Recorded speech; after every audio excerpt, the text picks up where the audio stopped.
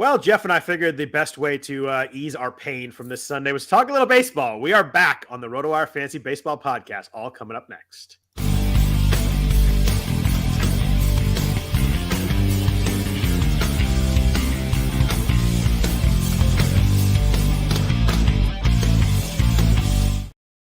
I was going to say happy Sunday night, everybody, but happy baseball season, everybody. We are back on the RotoWire Fantasy Baseball Podcast. I am Scott Jenstad, joined as always on Sunday nights by Jeff Erickson.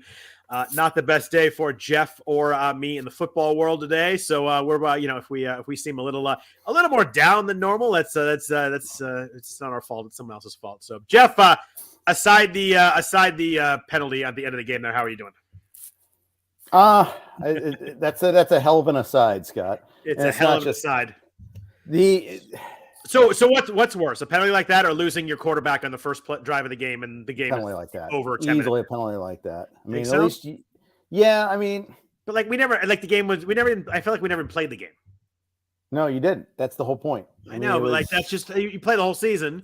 Like if they go in there and they lose to the Eagles, like the Eagles are really good. They're on the road.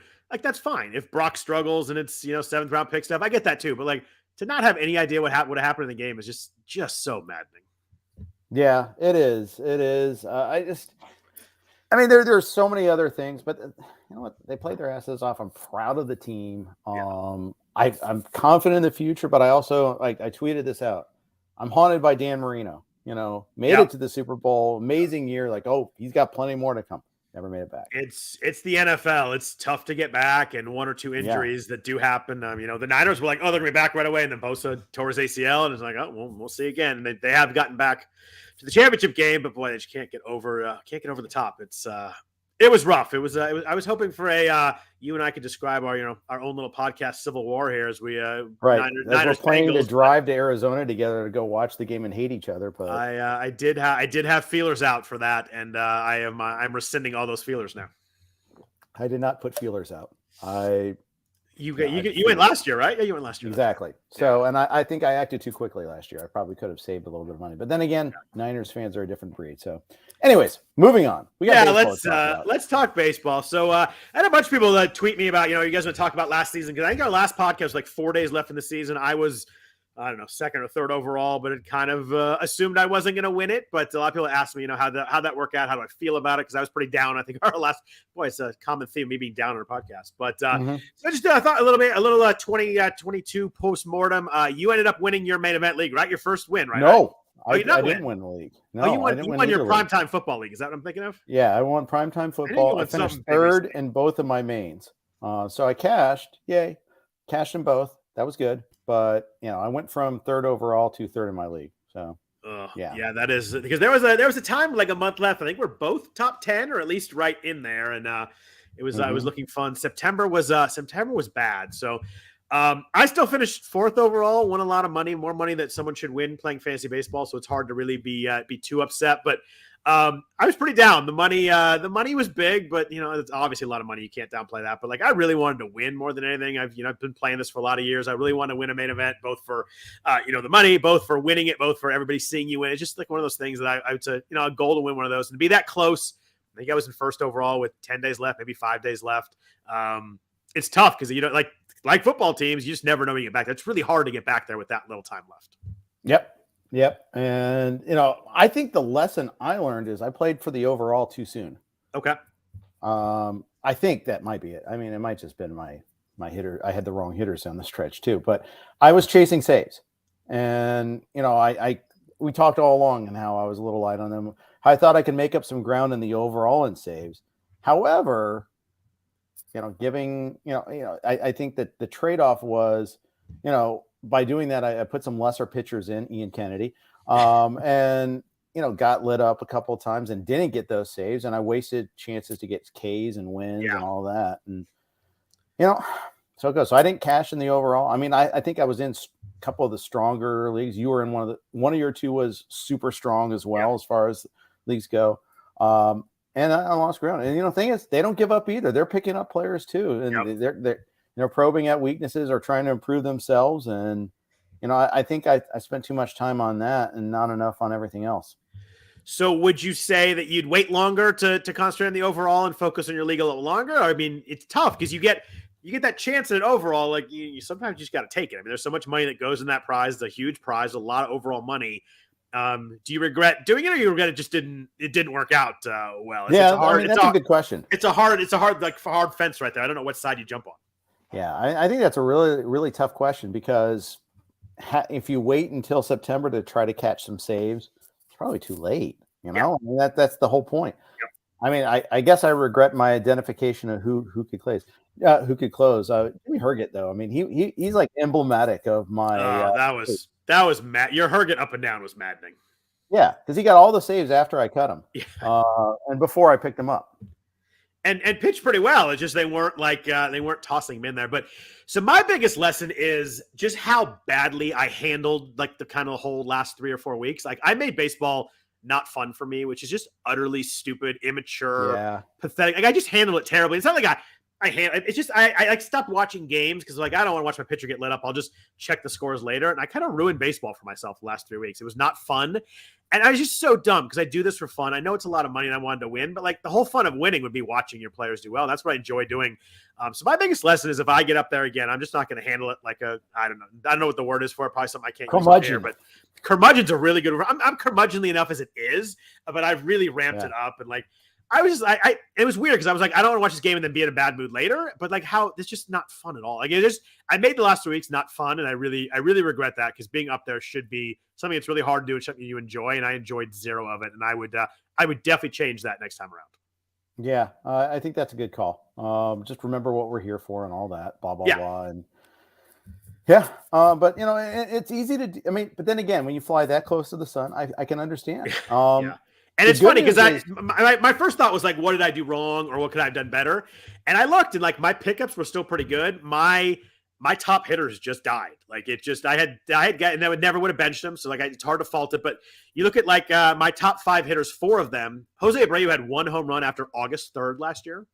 Bobby Witt hit 0 home runs after September 3rd. Mookie Betts hit 222 in September with 0 steals. And Rafael Devers hit 2 home runs in September after hitting $163 in August. So Abreu, Devers, and Witt had 2 home runs total the last 3.5 weeks of the season. Like, looking back, like there was no way I was sitting those guys. That was never going to happen. And B, there was no way I was competing in home runs and RBI. That's where I fell. I wasn't competing enough to where they were. So it's hard to really blame my moves as much as maybe just, caught some bad breaks. I could have made some other moves too. Obviously, you always want to do better, but I was never sitting those guys, and they all died. So it's kind of I kind of let myself off the hook a little bit once I looked a little deeper at how bad their Septembers were. Yeah, and where you got those guys? I mean, for 4 months of the season, you were doing self high five here. I mean, for sure, you were feeling pretty good about yourself. I mean, really good. So goes, it kind of, it's.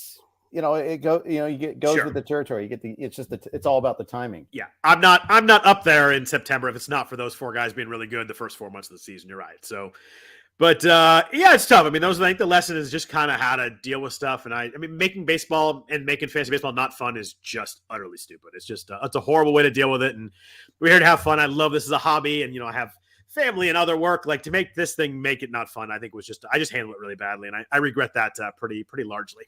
Luckily, you didn't take it out on others. I don't think you did, at least. I didn't. I had a couple of DMs back and forth with people where I complained and stuff, but I tried to keep it. I tried to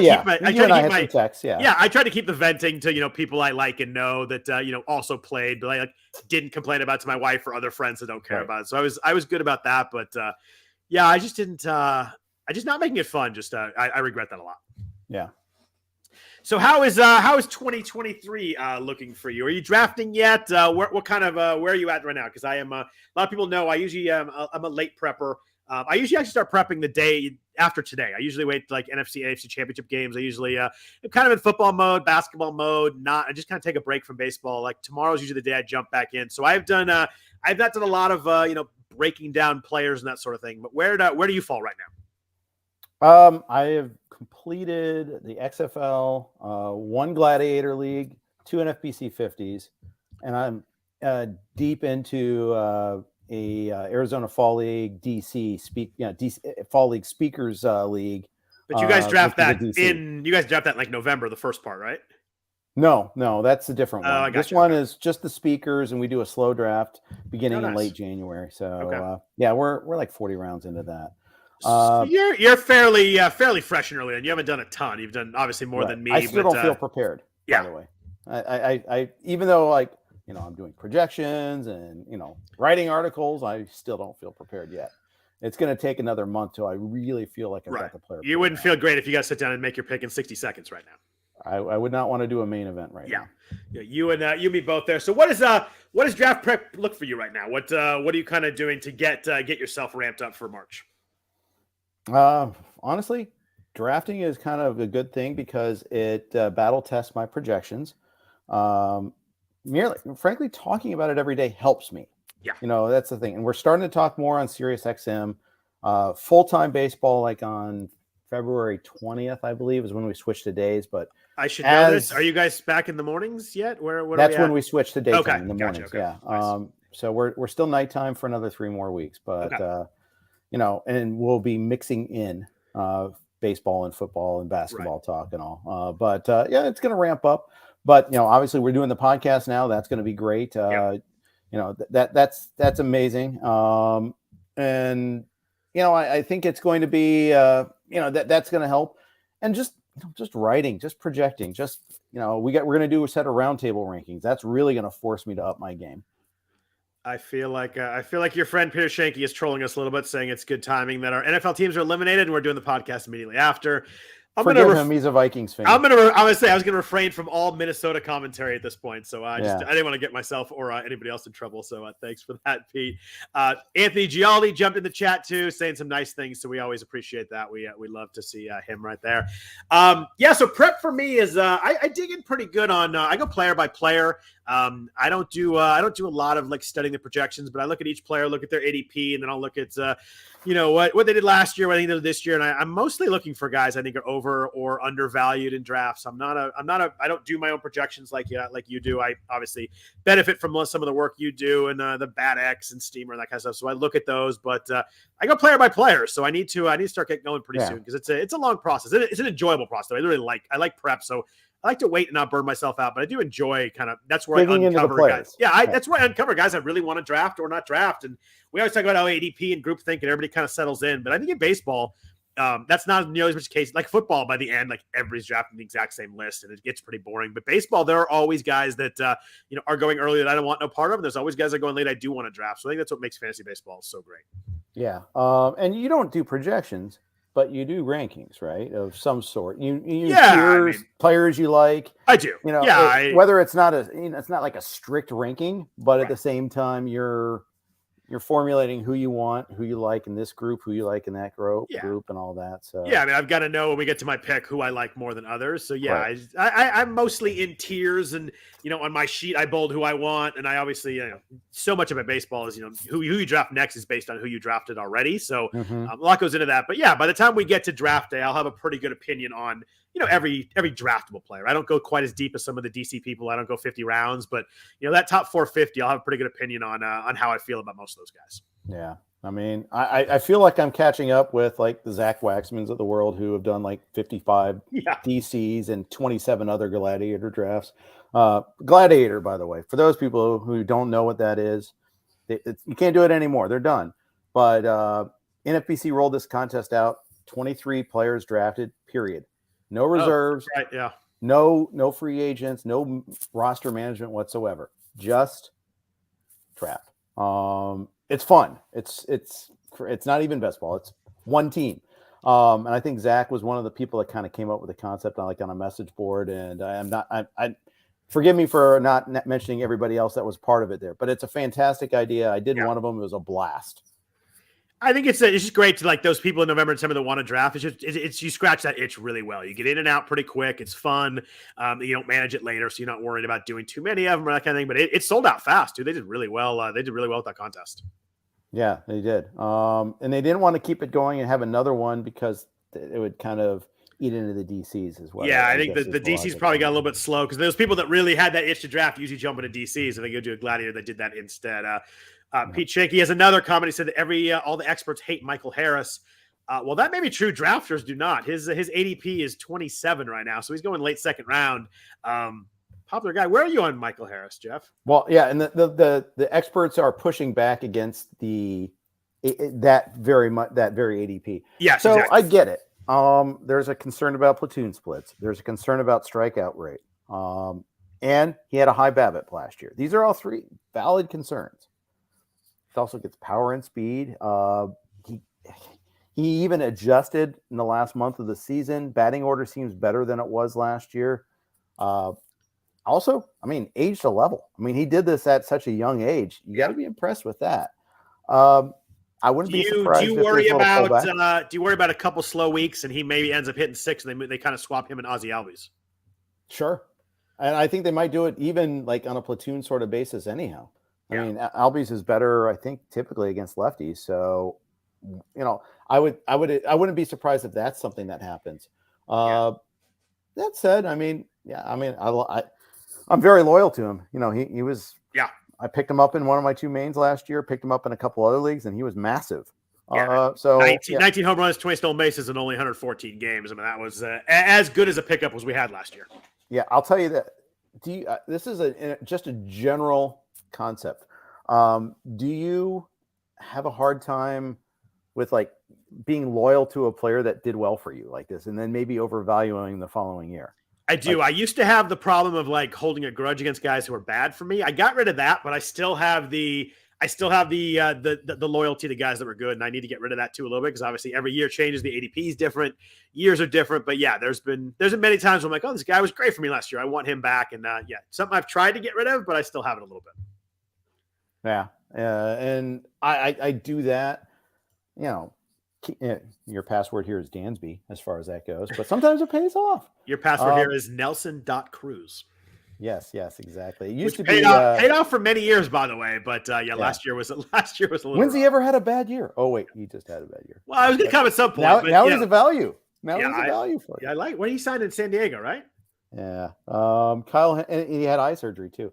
Kyle Hendricks used to be one of those type of guys where I was loyal to him because he repaid my love. Yeah. And Dansby, I mean, he's not really that expensive yet. He's switching teams, so pick 77 since January 1st. Yep. And I know we're going to do new faces and new places, so I won't go too much into that. But I mean, it's easy to hang on to that sort of thing. But just have to dig in the fundamentals and see if there's a monster lying under the bed. Yeah, I think that's a lot of the fun is this. We have so many numbers and so many things, and trying to figure out who's going to be that breakout guy is what makes this podcast fun, makes the season fun. What are you planning on drafting? Are you doing? We'll see you back in Vegas for the main event. Are you doing what's kind of your overall plan? Because I'm going with you, so yes, all right. See me. Welcome aboard. Right, I thought that we kind of talked about that. We booked the hotel already. Shu and I. Nice. I hope there's room for both Shu and me. And I thought we were talking about Vlad coming up with us too, perhaps. Usually I don't know fully, but I imagine that's the case. And hopefully we're gonna play some golf on Friday too. Yeah, that's the goal. I might have to do my home league on Friday night. We'll see what happens with that. We're trying to find anything to get me out of the casino during the day on Friday is a really good thing. Yeah. But yeah, I'll be doing 3 mains this year because I'll do the one that's the company based. Then Shu and I always buy into a second. But then I won an entry too last year in the DFS contest that they run. That's right. I do remember that. That's awesome. So you're doing 3. Does that mean you're going to do less like onlines or less other things? You're just going to add another team in the mix. Hi, I'm Jeff. I never say I never do. I say I should do less than never do. In fact, I'm probably going to add an industry league because it's in Vegas for the industry conference. It's in person. I'll be there. So I had gotten rid of that league, and now it's pulling me back in. Yeah, it's also in Vegas. That's in mid-February. So I think I'll probably be doing that draft too. But yeah, I'll probably do at least 2 OCs. Maybe I won't sign up for as many DCs. I don't know. We'll see about that. Yeah, lot to sort out. I haven't figured mine out yet. I've signed up for 2 main events. I want to do that before the end of the year, so I signed up for 2. I might do a third and pull back on my onlines. I just I don't know what I'm going to do totally, but I'm going to try and figure that out. But definitely 2 main events. I'll be there in Vegas. Hopefully, everybody that's listening, if I can't recommend that trip enough. If you ever can get out there for a main event, you happen to draft online or in New York or whatever it may be. If you get out to Vegas, it's a really fun weekend. It's a lot of good people and a lot of fun times. Exactly. So what we talked about, you said new faces and new places. Let's jump into some kind of fantasy impacts of all these guys that have been traded or signed since you and I last spent some time together talking baseball. I kind of broke these down in some categories here: stud pitchers, shortstops, because there was a whole bunch of those. And then kind of some of the other big signings and some of the lesser ones and some trades. But let's start with the stud starting pitchers. I grouped these as Carlos Rodon signing with the Yankees, 6 years, $162 million. Jacob deGrom, 5 years for $185 in Texas, and Justin Verlander, 2 years for $86 million in New York with the Mets. How do you feel about Rodon going to the Yankees? ADP right now is 47. Obviously, coming off the really good year in San Francisco last year, 2.88 ERA, 103 WHIP, 107 innings. Where are you on Rodon at this new elevated price? Positive. I do like that he is going to be. I think he's. In Yankee Stadium, it doesn't hurt him as much as a right-handed pitcher might. I think that's part of it. I think the balanced schedule should help. We're putting together an article. I'm hoping to be done with it maybe later tonight. Since you mentioned that, explain that for me just so they know how that works. So it used to be you play 19 games against your division, right? Every team in your division. Now you're taking games out of your division, still more in your division than elsewhere, but you're playing at least one series against every team in the league. Including interleague, right? Yes. Yeah, yes. okay. Now, it's not guaranteed to be home and away for every team. Right. But you're guaranteed once every other year to go to another team's ballpark, every team's ballpark. And I think is it 46 interleague games? You play 3 against every team and then 4 against your quote-unquote rival? Yeah, something like that. And That's a lot. That's a lot of internet games for sure. It is. Well, and you have to have, it kind of reflects, this whole 15 and 15 thing, there's always got to be at least one interleague series right now. Until they do expansion, which they're going to do at some point to get to 32. But until then, you kind of have to anyhow. So you might as well just steer into it. And the fairness aspect of it is good, I think. You should have to face every team at least a little bit there, I feel like, because there's some differences in the divisions. The NL Central's got soft underbelly teams. It's AL Central at some years too. And meanwhile, other teams are a little bit tougher as far as that goes. Other divisions are tougher. Honestly, I wouldn't mind getting rid of the whole divisional concept even. Just take the 5 best teams in the American League, the 5 best teams in the National League, and not have divisional winners. I'd be fine with that. That way, the teams that win the most, especially now that we're playing a balanced schedule, they're the ones that have the higher seeds. It looks like it's gone from 76 divisional games to 52. That's a really big chunk. Yeah, it is. And almost all those go straight to interleague games. So it seems like it went from divisional to interleague is where the swap goes. It's other intra-league games pretty much stayed about the same, but that's a big chunk out of divisional games. You're right. That the Central and we always avoid the AL East stuff like that. Definitely goes out the window a little bit. It does. So maybe it helps like Baltimore players or Toronto players a little bit. Conversely, I think every single person's mentioned Shane Bieber, someone that gets hurt by it a little bit there. But how about Milwaukee pitchers? How about Cardinals?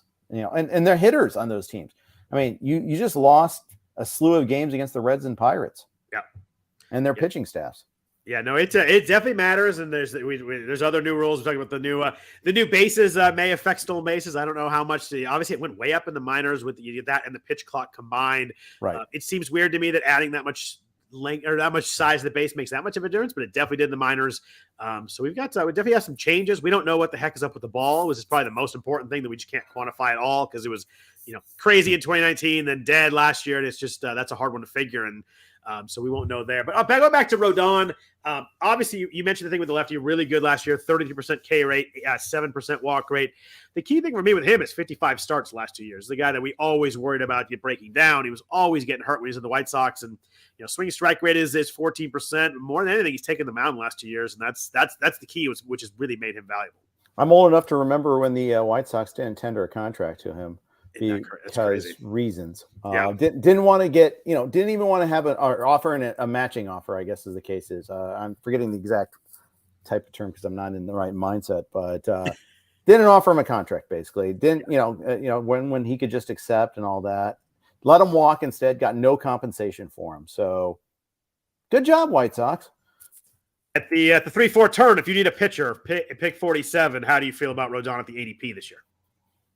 Fine with it. I mean, he's too. on a good team, ballpark that's not completely, utterly deadly to lefties. Yep. He throws harder than anybody in baseball. He's had his health issues, and he still could have that again. But yeah, I'm on board. I think he's at 45 now. Since January 1st. I thought I did January 1st, but I might be a little bit off there. Okay, but so 45, 47, whatever. Same thing. Same thing. Yeah, I mean, it's he or Verlander just slightly ahead of him, or Scherzer right behind him. That's interesting. I think the order is correct there. I think I would take those three in that particular order. So since you mentioned Verlander, let's jump into him before we talk about DeGrom. I mean, insane 2022. And then one that, a lot of people liked him, but like he missed when he pitched 6 innings in 2020, missed all of 2021, just comes out and goes 175 innings, 1.75 ERA, 0.83 whip. Just an utterly absurd year, whenever he was 38 years old. K rate was 28%, walk rate was under 5%. How do you feel about him in the new spot here, bouncing back off that Cy Young year? I mean, obviously everybody expects, I think, something in between, like, more innings, but less proficiency, I think would be a realistic projection expectation. I mean, my God, he did this at his age. I think that's the thing that's so amazing to me. After missing 2 years. I know. It's crazy. This guy's had like 3 career resurgences. It's a while. I mean, obviously he's a all-time pitcher, but like there's been multiple spots where we thought Justin Verlander was done. And he just all he's done is bounce back and be utterly elite a couple times. So it's been a pretty wild little up and down career there. Yeah, I agree. Honestly, I think his price is a little light. He's the 13th pitcher off the board. Of those, there's one closer, I think, if I'm counting right. Diaz. 2 in Clase right there. Yeah. So he's the 11th starter off the board. I feel like that's a little late. I wouldn't be surprised to see him go up once he shows, like, I don't know when he needs to show that he's not compromised at all. I guess, he didn't pitch well in the World Series. Maybe that is a harbinger of something. I don't know, but I would take him over Cease. I would take him over McClanahan. I was about to say all day for me over Dylan Cease. As someone who had Dylan Cease last year, I worry about that the last couple of months. He was not the same guy late in the season. Yeah, I think I'd probably take him over Woodruff too because of the problems that Woodruff had health-wise. I mean, I know he finished fine, but I don't know. I mean, so I mean, the thing is, I think all-star. Right now, I think the price on starting pitchers is light. I think when we that won't last. Yeah, the main event inflation is going to kick in, but it won't reach stages of previous years though. No, I think that there was so many teams they well last year with heavy offensive builds early that I don't think it'll hit quite the same helium as it is before too. I agree with you there. Right now, there's only one pitcher that's got a first round price in ADP. At least if you I assume that's Corbin Burns. No, it's Shohei. Oh, I'm thinking of question. There you go. That was a trick question. Burns is at 6. Yeah. 16. Garrett Cole's at like 19. I think both those guys graduate up, but we'll see. So if you go up a couple spots from the Verlander Rodon range, we get Jacob DeGrom right around the 2-3 turn in a 15-teamer. ADP is 29.5, somewhere in there. The issue with DeGrom is never performance. It's always innings. 92 innings in 2021, 64 last year. The numbers are obviously elite. There's not much to talk about there. Carry was 43% last year. Just utterly absurd. 3.3% walk rate. Swinging strike rate was 21%, which you don't see except for maybe some closers here and there. What the heck do you do with this one? He signed for 5 years, 185. I was surprised by the years. I thought he might be like a really high-level 3-year contract, but Texas went in for 5. What the heck do you do with DeGrom at his ADP? Are you even considering it? Is he no thanks to me at the price? I'll let someone else take the risk. Where do you fall on him? Closer to the latter, I think. I'm not like part of me feels like I should have at least one share, but part of me realizes that mentality is dangerous too, because FOMO. It's basically FOMO. I don't know. Just here's the thought exercise though. What do you think year-wise he would have gotten, and what sort of contract does he get if he doesn't have the last 2 years that he did injury-wise? Oh, it's friggin' massive. Right? Like 10 and 400 or something. Yeah, somewhere maybe maybe pitchers never get that. Maybe like 8 and 325, something like that. But it would be it would have been huge. I mean, he's just utterly lights out. I mean, look at 2021, 19 innings, but 1.08, a .55 whip. I don't think I've ever seen out of a starting pitcher. That's just absurd. It's insane. Yeah. It's hard. It's hard. If you watch him pitch, it's fun to watch, but you're literally waiting for his arm to explode in every pitch. It's a stressful watch for sure. Yeah. Plus, I mean, I think the Rangers are going to be more competitive this year. They're certainly buying players like they want to be. That's a big jump though to get to, that. So, and we play with wins. That's why I mentioned that. Their lineup is still weirdly really bad at the bottom half though. Yeah. Yeah. I mean, right now you look at roster resource, they have Jonah Heim hitting 5th. Like it's just, I know they've spent on their top guys and they got some good players in there, but it's they're not deep at all. They're I don't know. I don't think they have a chance to compete with the Astros, and I don't think they have a chance to compete with the Mariners either. Yeah, and the Angels have gotten better too. I am looking at that lineup, and you've got Brad Miller, Josh Smith, and Leody Taveras is listed as possible starters. I have Heim batting 6th in my own mind, but that's Jeff resource, and that's not usually as accurate. But is that Josh Jung hitting 5th? Yeah, I think Young passes. He was truly horrendous last year. He showed signs, but yeah, the Ks were terrible. I think it's almost 40%. I had to look it up. Yeah. I think it was like near 40%. But first time up, it's hard to hold against him. Obviously, he's a huge prospect. You think a few weeks in, if he's hitting well, he'll jump high. But I was surprised for a team that's obviously spent big on some guys lately, Semien and Seager and DeGrom. They still have nothing in the bottom half of the lineup. I know. It's crazy. Heim was actually good for a while. Plus, you don't know when they're going to get Garver back. That's the other thing. That change, and he's actually when healthy. Again, he's like when healthy, I know, but I don't know. Maybe he doesn't. They say he's supposed to be ready for the start of spring training. We'll see.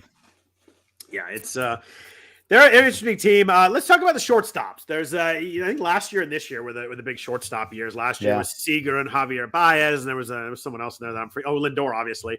And then this year we had Trey Turner change teams from the Dodgers to the Phillies. Xander Bogaerts, kind of surprisingly, a lot of people went from Boston to the Padres. Carlos Correa was obviously the most absurd free agent thing in the market, where he signed with the Giants. Then it didn't work out. Then the Mets didn't work out there after the physical. Ended up going back to Minnesota, which I think was probably last on the list of where we thought he'd end up to start this whole thing. And then your boy Dansby Swanson, 7 for 177 in Chicago. I don't think there's much to say with Trey Turner. The guy's awesome. Right now, he's the number one pick off drafts. His ADP is about 2.4. Shows that there's a lot of range at the top. I think there's 1, 2, 3. There's like 7 guys that have been picked first overall since January 1st. So we have a more fluid top 5 than we have in years past. But are you a Trey Turner number 1 guy, or where do you fall on Trey at the moment? Yeah, I am.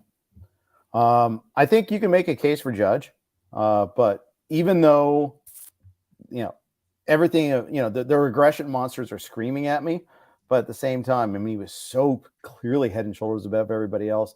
I do think maybe stolen bases are a little easier to find this year than they have been in previous years because of the new rules.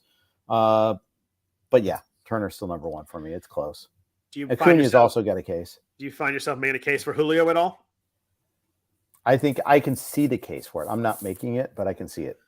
I'd like to be 3rd or 4th, and 3 people in front of me not make the case and get him 3rd or 4th. Yeah.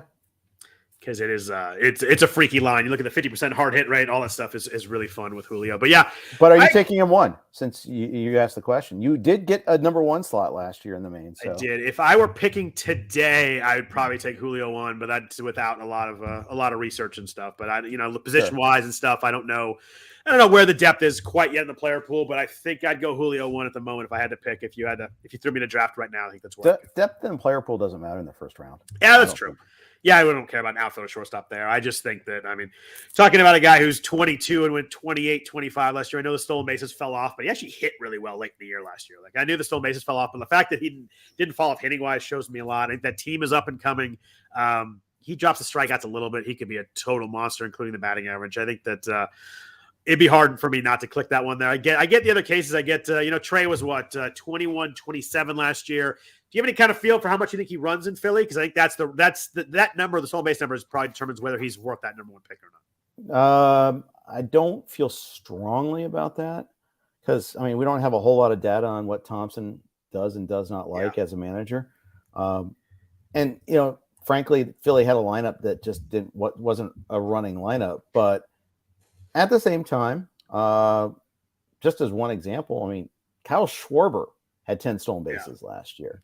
Harper got his share of bags.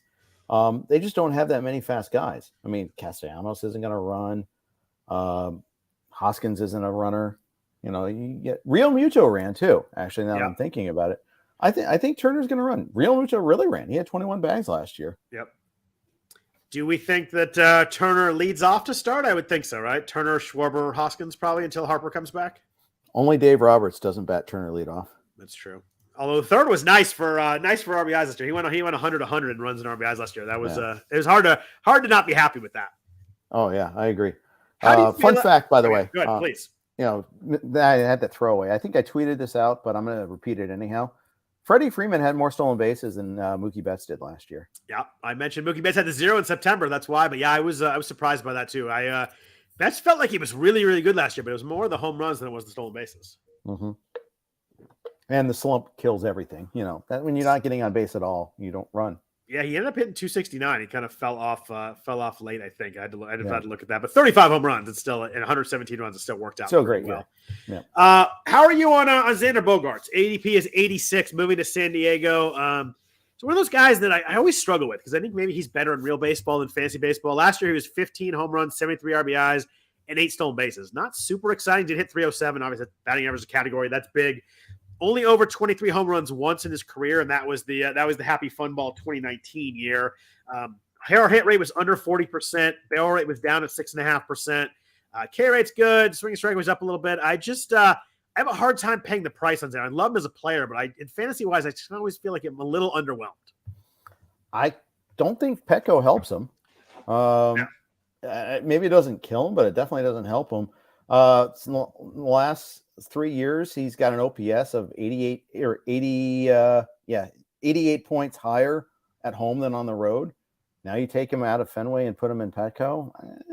I don't know. I don't like that. Counting stats will be better on the other hand because he's got an amazing lineup around him.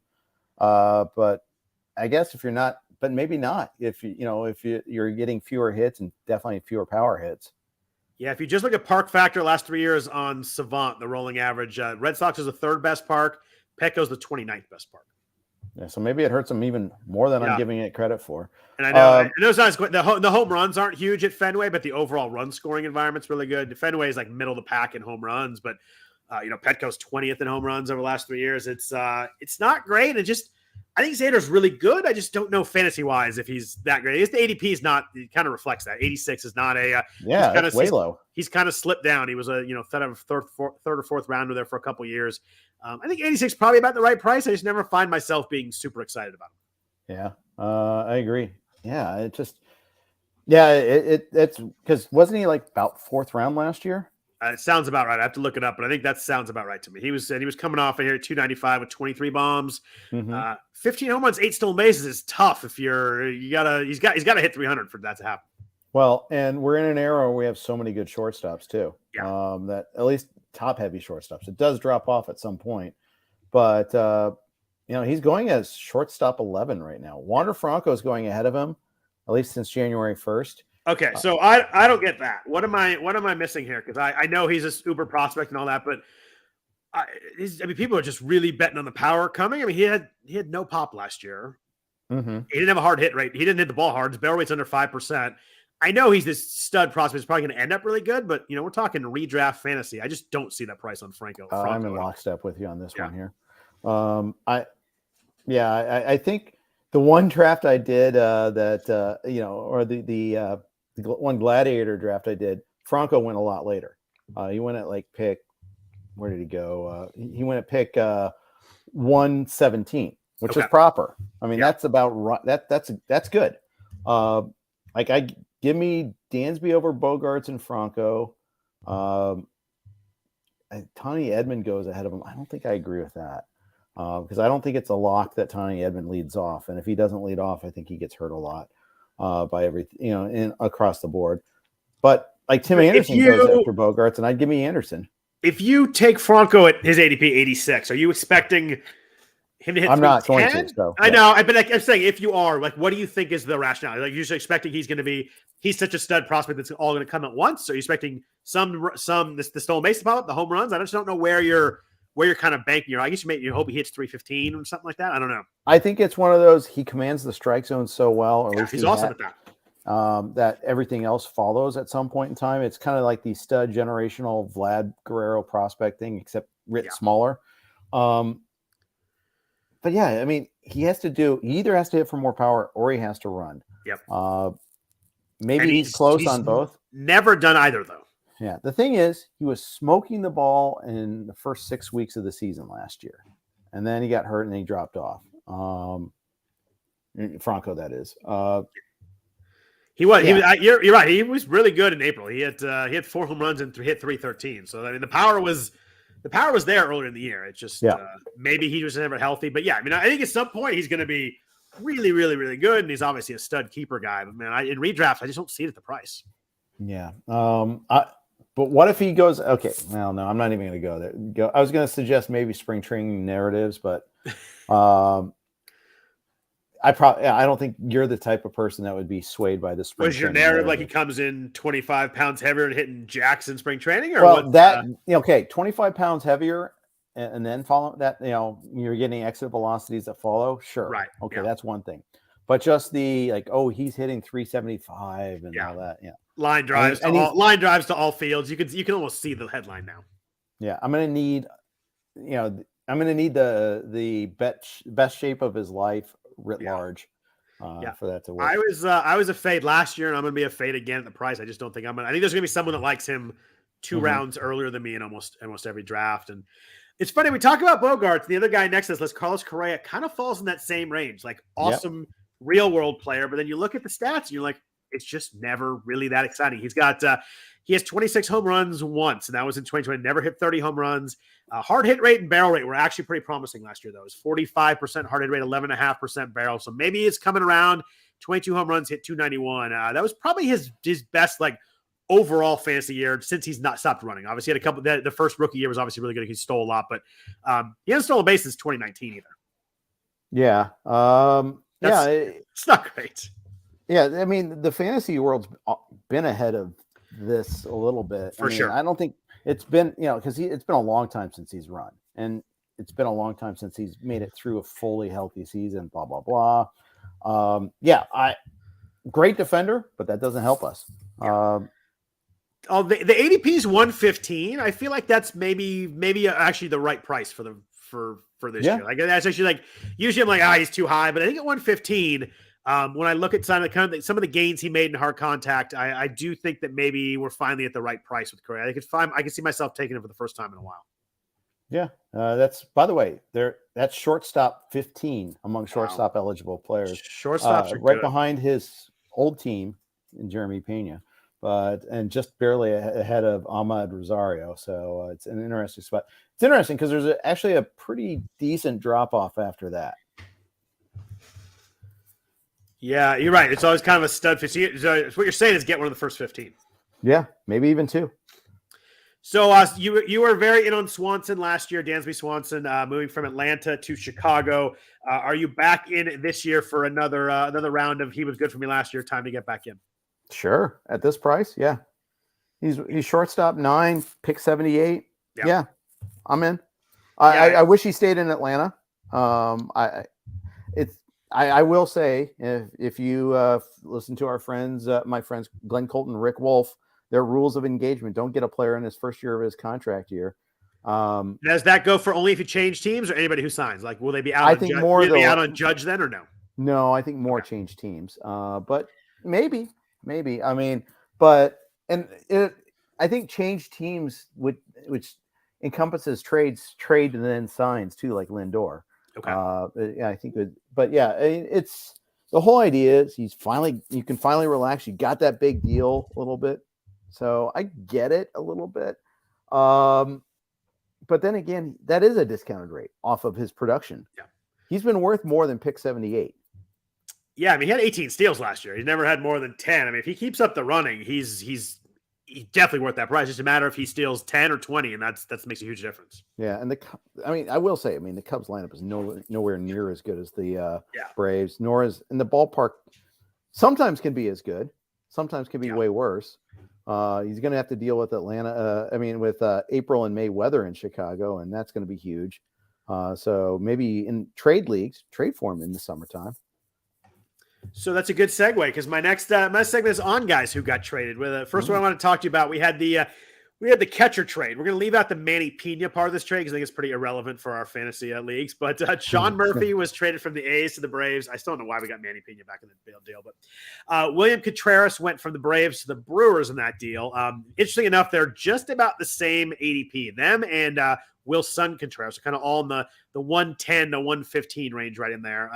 Sean Murphy last year was 18 home runs, 66 RBIs in a horrible offense, hit 250. William Contreras was 278, 20 home runs, only 376 plate appearances. Where do you fall on these two guys? If you're in this range with all three of those guys, you can throw Wilson Contreras in the mix too. Do you have one you prefer a lot? Where do you kind of come down to these catchers?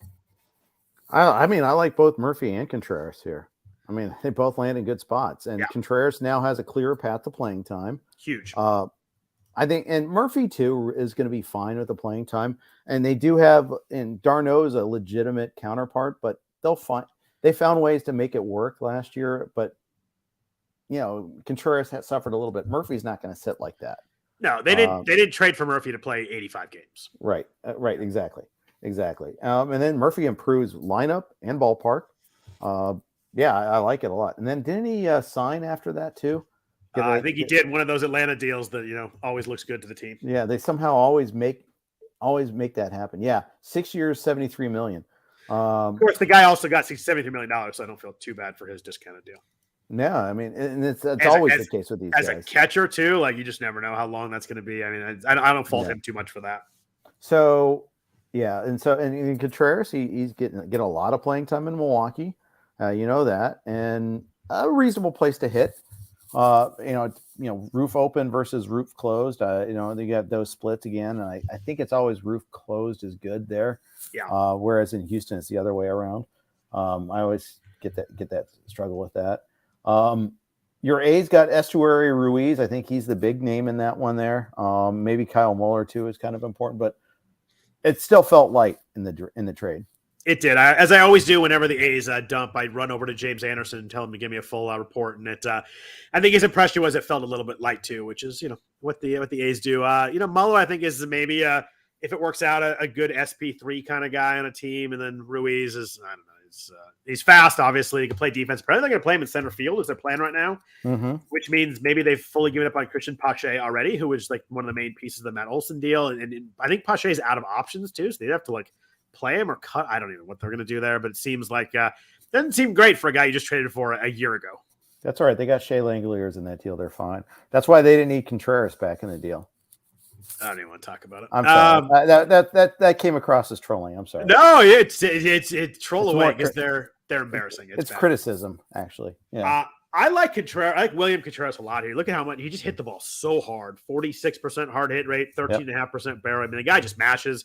20 home runs and 376 playing appearances. You got to figure he's going to play a lot more in Milwaukee. I like this range. Him and Wilson and Sean Murphy. If I'm going to get a catcher, this is probably the spot I'm going to do it. Yeah. The Brewers, they make some interesting trades. They landed Adames in a pretty good deal, although pitcher they gave up turned out to be pretty good too. But it's interesting how they added they were the team that gave Rowdy Tellez a chance.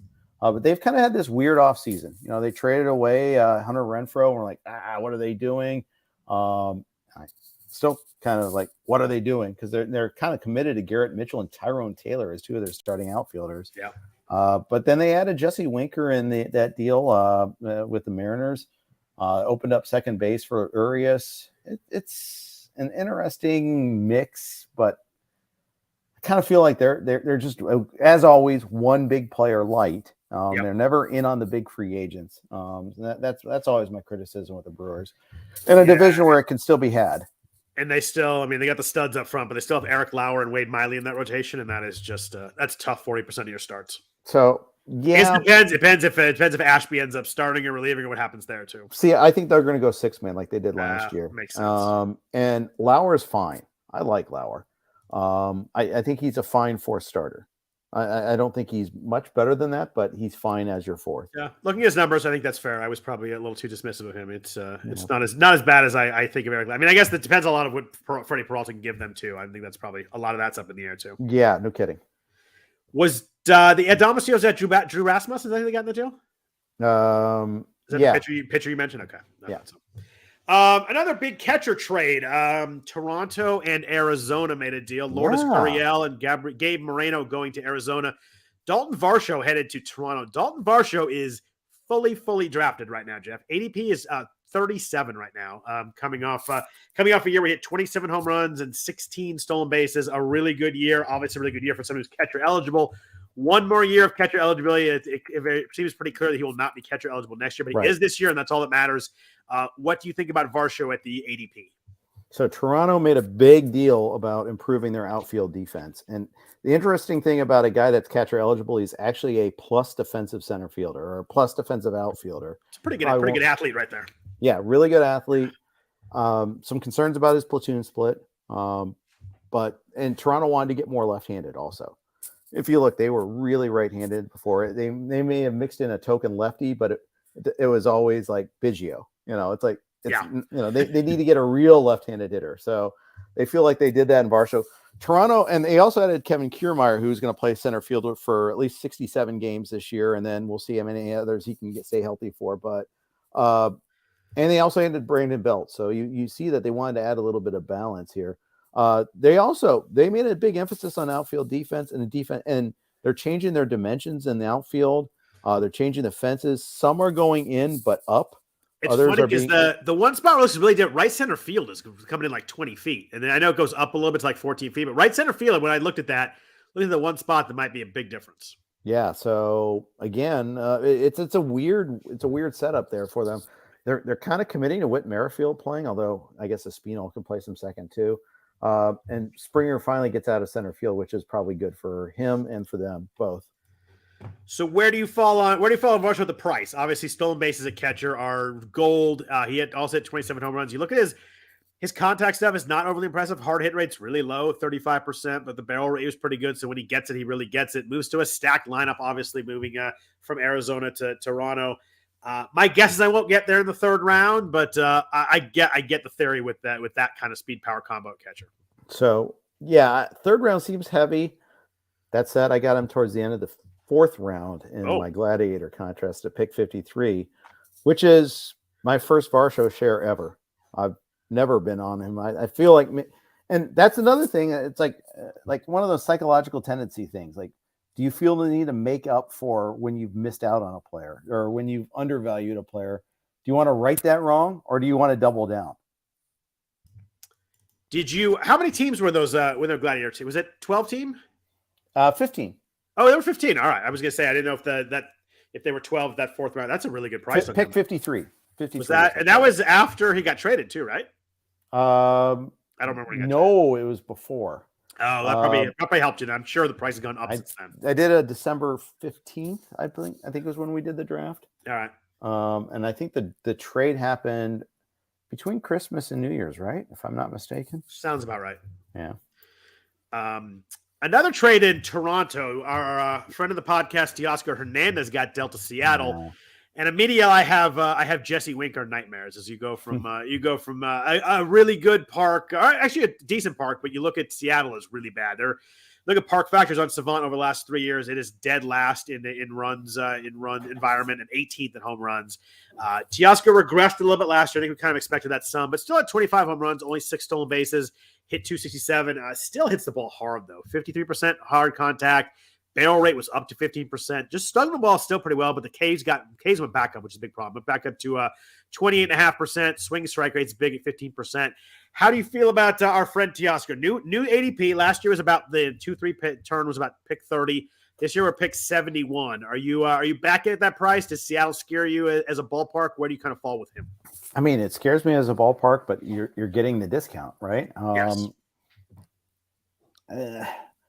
I think I'm okay with that. So the outfielder right below him is Eloy Jimenez, and I'll take Eloy ahead of him. I think I have to think Eloy goes up before March. I think if he's healthy, That power upside is huge. I mean, you look at his hard contact stuff. It's off the chart. He's really good. He was basically the one hitter that didn't slump down the stretch from him. He was the opposite. He was hot. But he was a frustrating batter to own for quite a bit of the season last year too. So, and because he couldn't stay healthy. Yeah, and he had some of those where like you didn't know he was going to play, and you had to use him, and then he sat, and it was like it was not like he's out for 2 weeks. It was kind of question mark. There was some tough weeks in there. And then you sat him, and he played, of course, you produced on your bench. Yeah, all that. You got whipsawed a little bit there, so that is a problem. But I'm going back to the well on Eloy. He's someone I believe in the skills on. Others around him, a couple more below, are Corbin Carroll and George Springer. A couple above them are Schwarber and Adolis Garcia. It's an interesting bunch there. That's a fun range. Yeah, I really like that range. Are you a Corbin Carroll person? I know there's people that are super Corbin Carroll, people that are just kind of blah. But are you a super Corbin Carroll guy?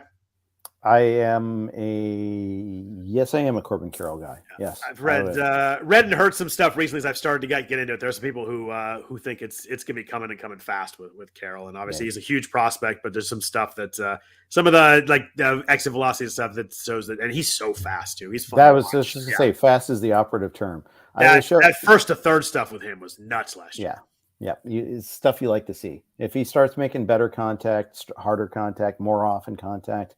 Look out. He could be special. Yeah. And I like he got up for that first time through last year, got that out of his system and can hit ground. That's a really fun outfield range right there. It is. I'm definitely going to be taking some guys in that range there. Let's see a few more guys before we jump out of here.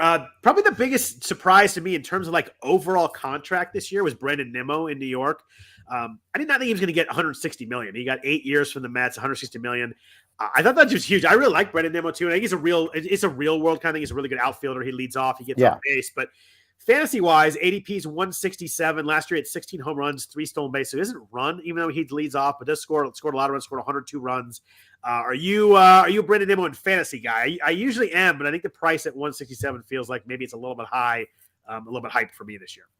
I found Nimmo on my rosters a lot in the past, but I got him for a lot cheaper. Couldn't help yourself, could you? You keep doing it. Think you can do these things, Scott, but you can't. I like that. I like as we go old, you're still in your game. I like that. Oh man, I cannot pass up Brandon Nimmo. Comment there. No, but he used to go like pick 300. Yeah, I used to love him. Now I'm like a little batting average, a little bit of runs, a little bit of pop is great. But now you're talking about a 11th round pick, and I don't think I'll be in for that one. No, I probably won't either. I get him in my score sheet leagues. He's a great, on base. Like you said, there's the divide between real life and fantasy, and he's also been hurt a lot in the past too. So, were you surprised by his years? Player. Good for him for getting paid, but yeah. Were you surprised by his years and overall value in that? I mean, Cohen's going to win. I mean, I think you overpay for the short term, and you deal with it in the long term. Because it's just. Unless Major League Baseball has like a strict draconian salary cap, he's going to keep doing these sort of things. And good, it's better for baseball when owners want to try to spend on this. I can, as an A's fan, I can certainly get on board with that because we do the complete opposite. We mentioned Jose Abreu earlier. Weird power year for him. Only 15 home runs. He signed with the Astros 3 years at $58.5 million. ADP is about 90 right now. Did hit 304 last year, so he was helpful there. But 680 plate appearances, only 15 home runs.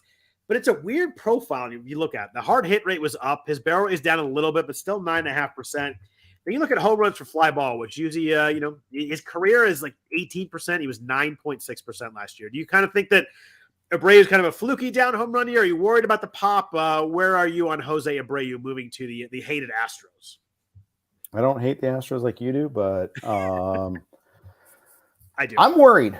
I know he gets the Crawford boxes.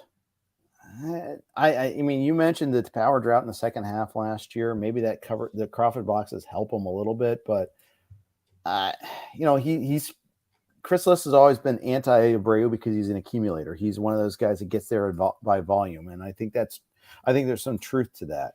I think that there might be clip potential. I think, yes, that you might have more home runs, but it's not a great overall park to hit in, whereas Chicago was.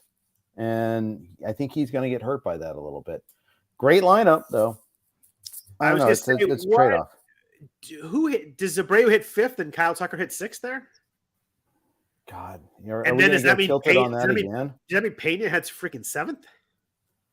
Because Brantley hits second while he's healthy. I mean, that'll be a short amount of time, but he gets on base a ton, and then you go Bregman, Alvarez, Abreu. I mean, it's hard to find any place to move up until someone gets hurt. That is tilting to think about that.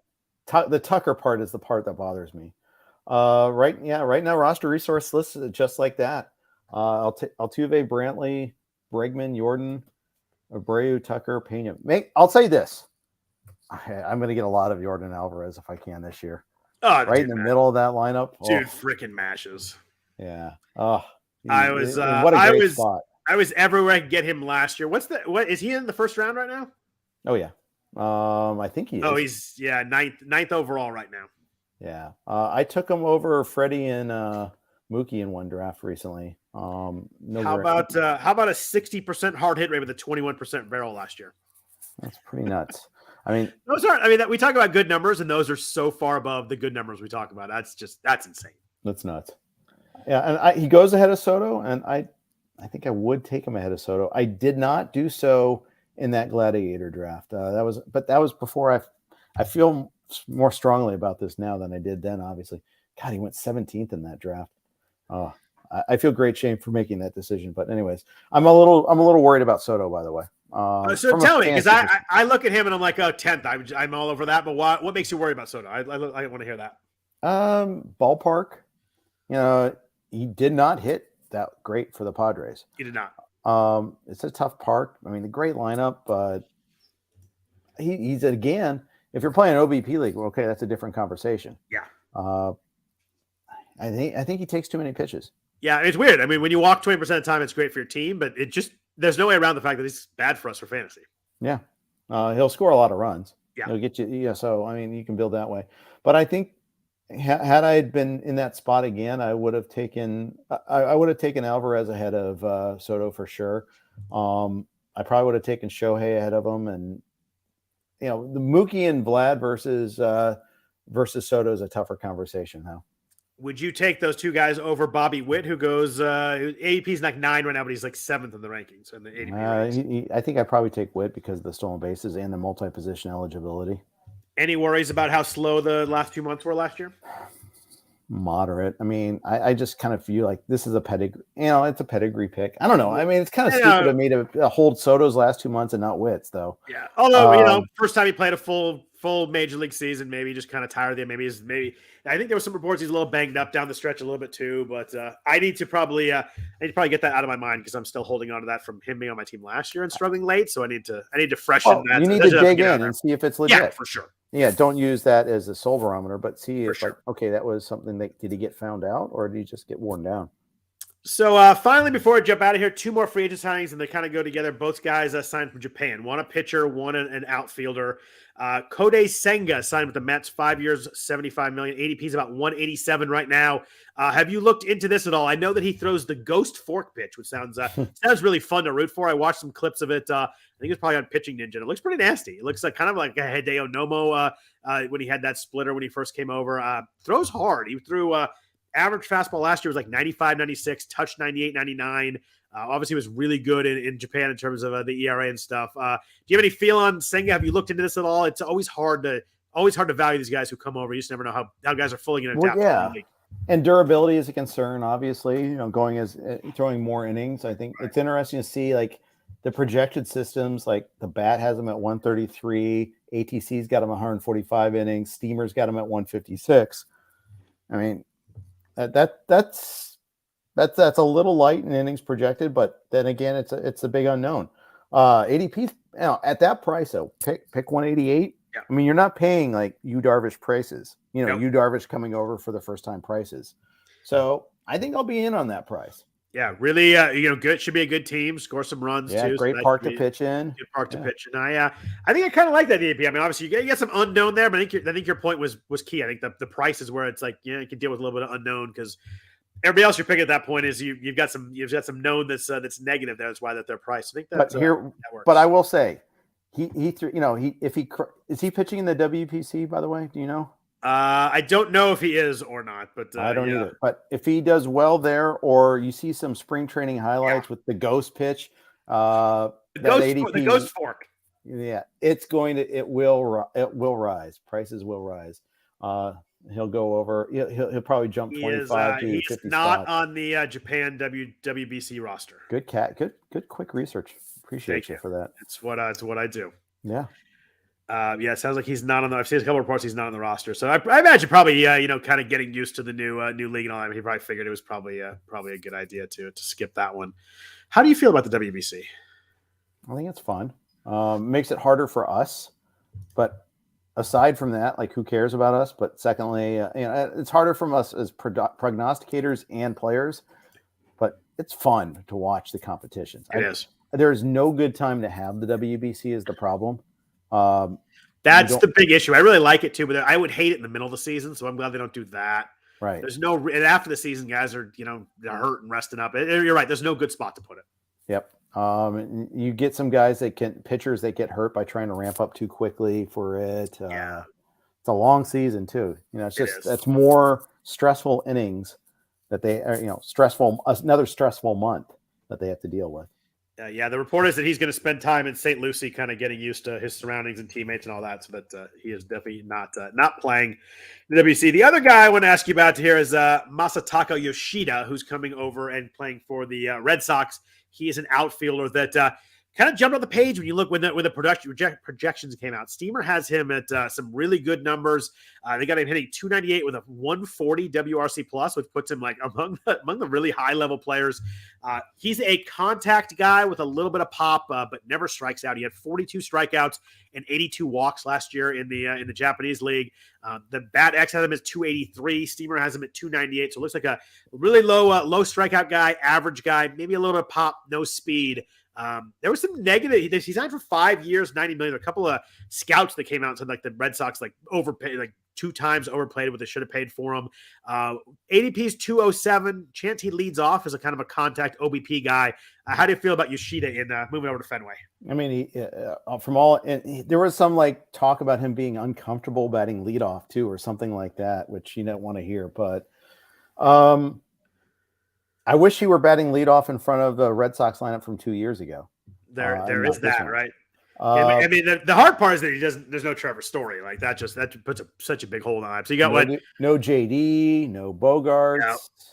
God, I'm looking at that lineup is impossibly bad. I can't believe it. So right now, roster research just looked real quick as Yoshida, Kike Hernandez, Devers, Justin Turner, Verdugo, Duvall, Casas, Mondesi, McGuire. That is a rough Red Sox lineup. You haven't seen that level of Red Sox lineup in a while. Yeah, I mean, the Story thing really is big there. I mean, it begat the Duvall signing, so they wouldn't have to play Kike in center. They really don't want Jarren Duran to play, by the way. They really don't want him to play, do they? Yeah, I mean, we all remember that effort he made, emphasis on the word effort on that inside the park homer. I do remember the effort. Now, I had not thought about that, but I do remember. I remember we talked about the effort. Yeah, that was. Yeah. It was not ideal. Does Bobby Dalbec does not play? Do he and Casas like platoon or what happens there? If Casas sits, that's a crime. Okay. Casas needs to play, I think. Just let him struggle against some lefties before writing him off as a platoon player all the way. I'm a big believer in that, by the way. I hate when guys don't get to hit lefties that never have got a chance to not hit lefties. Right. But I think they didn't want to commit to Christian Arroyo playing every day. So I think that was part of it. And then that's why part of why they went out and got Mondesi, I should say. So gross, by the way. He's terrible. Yeah, I know. I have a very modest projection for him. I don't think he plays a lot. They already said he's not going to be ready for start. He's not sure if he's going to be ready for opening day, which means he's not going to be ready for opening day. He's such a fast healer. He'll be fine. He's fast. He is fast. He's really fast. I had a bunch of guys on this, but I think we're about done. Last guy I want to ask you about, Cody Bellinger moving to the Cubs.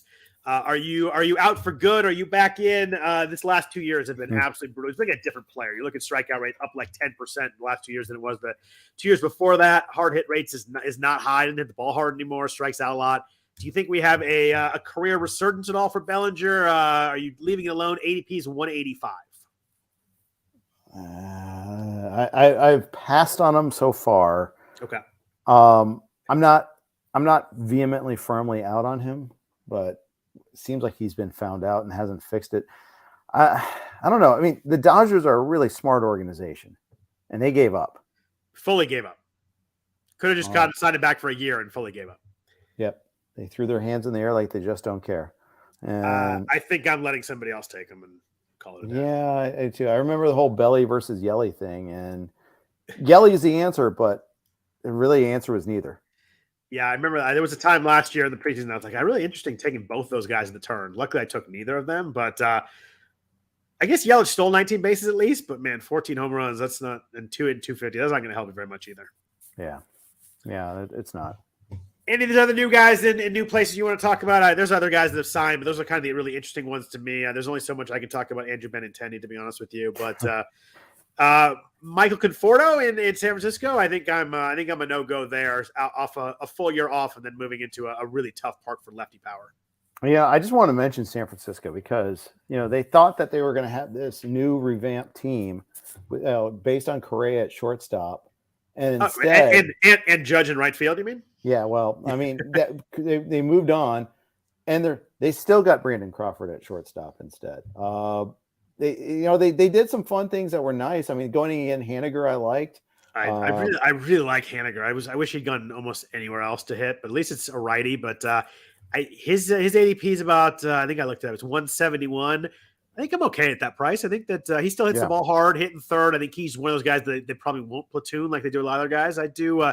He'd be the one guy in that lineup I think I might be in on, but I think the rest of it I'm probably Well, and the thing is, like, you could do it in Seattle, you can do it in San Francisco. That's a good point. I see it. Yeah. But yeah, and they re-signed Peterson. I like that they did that. Minaya and Stripling could work.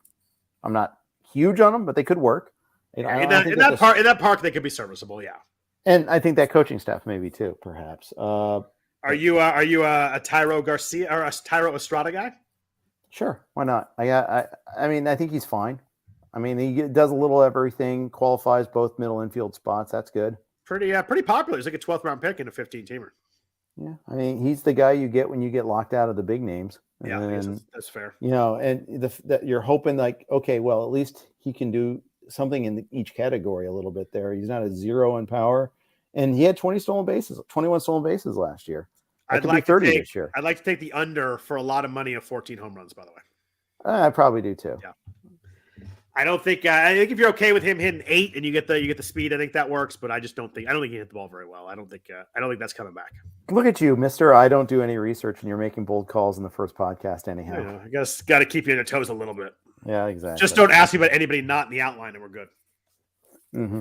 But all right. I'm not going to quiz you on Shea Langoliers today or anything like that. I think you just struck out again while you asked me, but that's all right. That's all right. See also red lineup. Oh.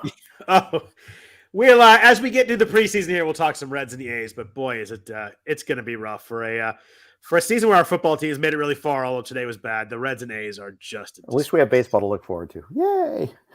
Oh man, it's going to be. I think we have fantasy baseball. I don't know what I'd do with baseball season if it was just pure rooting interest right now. I'd be struggling to get fired up about it. This is the type of this type of management. Well, at least you're.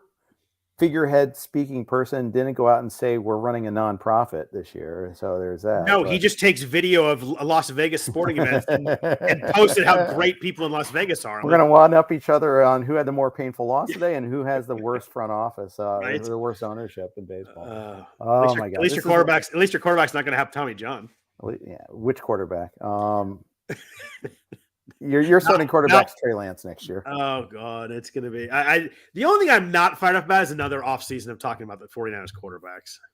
It's going to be last offseason was brutal. It depends on Purdy's MRI is the key. If that's a 2-month injury like they were talking about, or not Tommy John, I think it's Purdy starts week 1. Maybe shouldn't be. Should be Lance. Really, you think so? Huh? Yeah. I really liked what I saw from Purdy the last 7 weeks. He has moxie. I think he had a lot of hitters counts and did well on them. And that's good. He did, and he has a coach who puts him in amazing spots, but his coach also trusts him a lot more than he trusts the other 2 quarterbacks, which I thought meant a lot. That's true. That's fair. That's a good point. George Kittle agrees with you. He coached Brock Purdy way different than Jimmy Garoppolo, and there is no way to refute that. He trusted Purdy way more. And and he should have. I mean, he should have. I agree. He should have, but it just says a lot that a guy who hasn't played, you could see that even that first game. You're like, oh my God, he's calling actually fun, interesting plays, and he trusts him to actually throw the ball more than 6 yards down the field. Well, Jimmy G doesn't trust himself to throw more than 6 yards That's down the fair. field. He passed up open looks. Yeah. But whatever. My father-in-law sent me a text you like earlier tonight. He said, would the Niners ever lose a game if Joe Burrow was their quarterback? And I was like, that'd be pretty darn good. Yeah, he's awesome. He is awesome. I love my quarterback. That's you guys lost, but that's a good side. That's a good spot to be set for a lot of years in. Yep, agreed. Him and Chase are awesome. So, well, thanks everybody for listening to the RotoWire Fantasy Baseball Podcast. We will be at you for many, many months here. I'm looking forward to it. I always love talking to baseball with Jeff.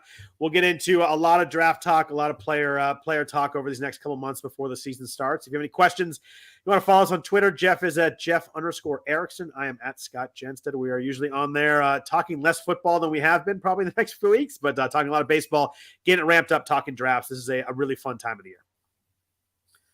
So thanks everybody for listening. Jeff, anything else from you? No, this was good. I needed this. I did too. It feels good to be talking baseball. Yeah, I was grumpy earlier, so I feel better now. Yeah, me too. All right, cool. Well, thanks everybody for listening. We'll be back at you next Sunday night and every Sunday night through the rest of the baseball season. Take care. Hope everybody has a really good week. Take care.